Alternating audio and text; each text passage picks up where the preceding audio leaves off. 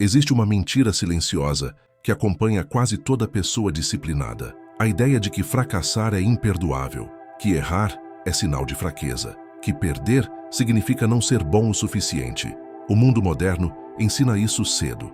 Desde a escola até o trabalho, somos treinados para evitar a derrota a qualquer custo.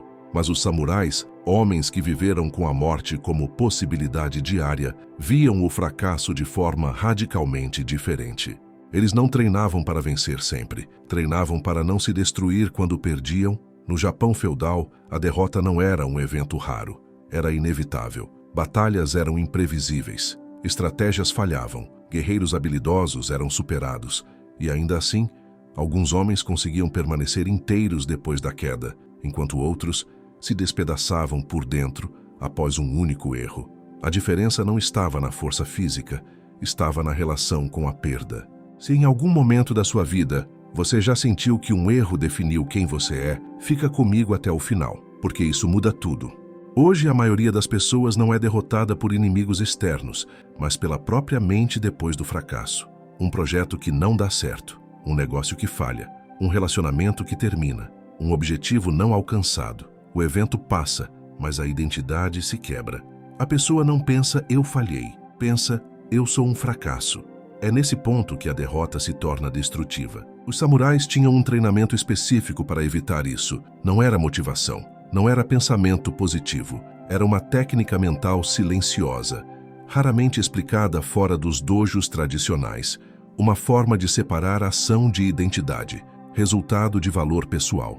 Um jovem samurai aprendia cedo que o ego era um inimigo tão perigoso quanto qualquer espada. Apegar-se à imagem de invencível tornava o guerreiro frágil. Quanto maior a identificação com a vitória, mais devastadora seria a derrota. Por isso, paradoxalmente, eles treinavam a perda.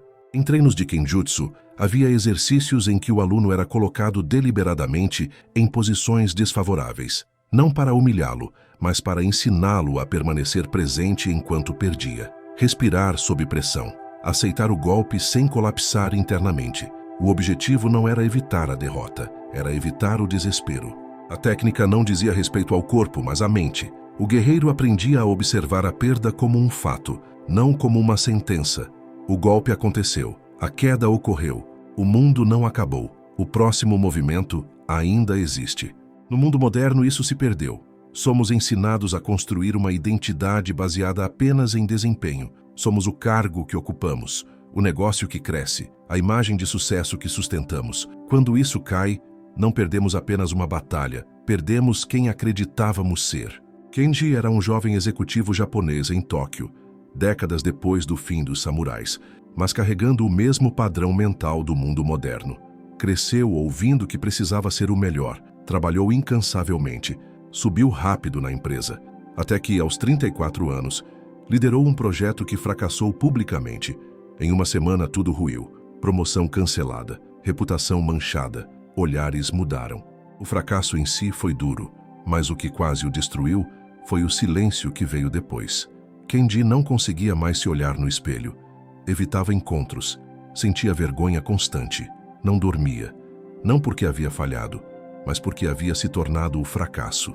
Foi durante uma licença forçada que um antigo professor de artes marciais o procurou. Não para consolá-lo, mas para fazer uma pergunta desconcertante.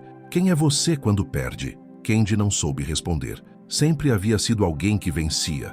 O professor explicou que o verdadeiro perigo não é a derrota, mas a fusão completa entre o resultado e o eu. Quando isso acontece, qualquer erro vira ameaça existencial. O medo de errar paralisa, a mente se fecha, a vida encolhe. Nos antigos dojos, havia um princípio não escrito. O guerreiro deve estar disposto a perder tudo, menos a própria clareza. Honra não era vencer. Honra era manter a integridade interna, mesmo na derrota. Um samurai que perdia uma batalha podia continuar vivendo. Um samurai que perdia a si mesmo estava acabado.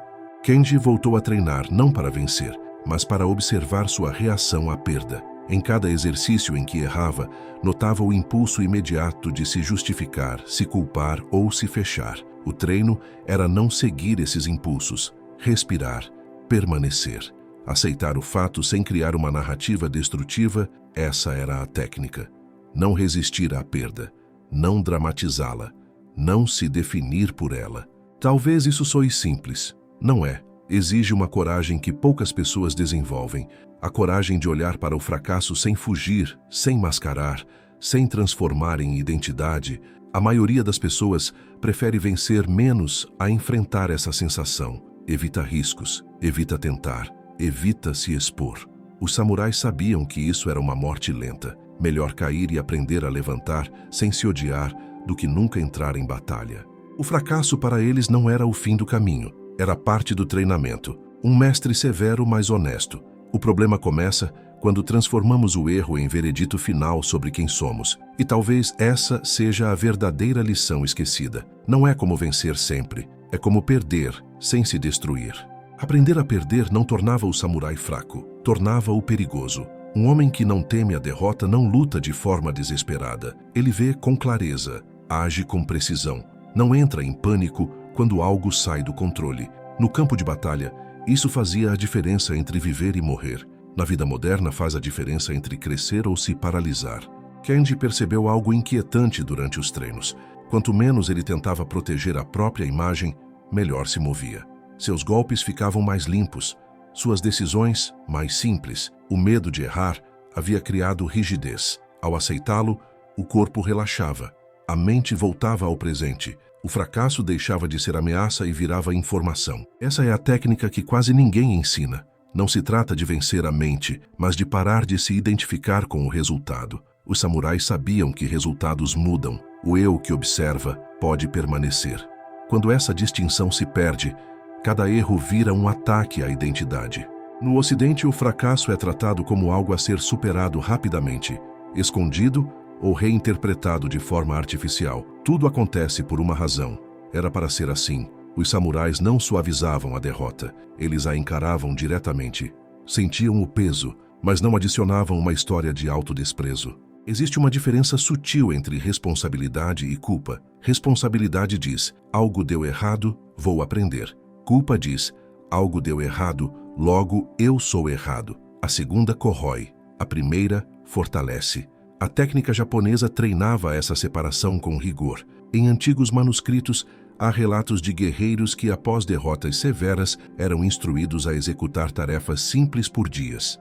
Limpar o dojo, caminhar em silêncio, respirar conscientemente, não como punição, mas como forma de retornar ao corpo, de lembrar que a existência continua mesmo após o erro. Antes de analisar estratégias, o samurai precisava estabilizar o ser. O mundo moderno faz o oposto. Após o fracasso, empurra imediatamente para a análise obsessiva. O que deu errado? Quem errou? O que isso diz sobre você? A mente entra em loop, a identidade se contrai.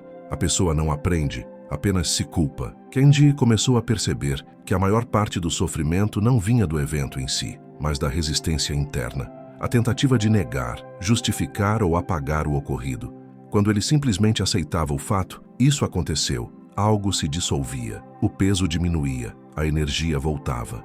Os samurais chamavam isso de manter a postura mesmo caído, não física, mas interna. Não se curvar à narrativa de fracasso, não se tornar pequeno por ter perdido. O mundo pode julgar, a mente não precisa se juntar ao julgamento. Talvez você esteja carregando derrotas antigas como feridas abertas. Talvez um erro passado ainda defina como você se vê. Talvez você tenha parado de tentar certas coisas porque não suporta a possibilidade de perder de novo. Isso não é prudência, é medo aprendido. O samurai não eliminava o medo. Ele treinava para não ser governado por ele. E o maior medo não era a morte, era perder a si mesmo antes dela. Existe uma liberdade estranha em aceitar a possibilidade de falhar. Quando você não precisa vencer para continuar inteiro, ousa mais, aprende mais, vive com menos tensão. A vida deixa de ser um teste constante de valor pessoal. Os antigos entendiam algo que esquecemos. A dignidade não vem do sucesso contínuo, mas da capacidade de permanecer presente quando as coisas dão errado. Um homem pode perder uma batalha, um título, uma posição, mas se não perde a clareza, não perdeu tudo. No fim, a técnica não promete evitar o fracasso. Ela promete algo mais raro, evitar que o fracasso te destrua por dentro. Evitar que um momento difícil vire identidade permanente. Evitar que a mente transforme um evento em sentença. O samurai que aprendeu a perder não era aquele que desistia facilmente.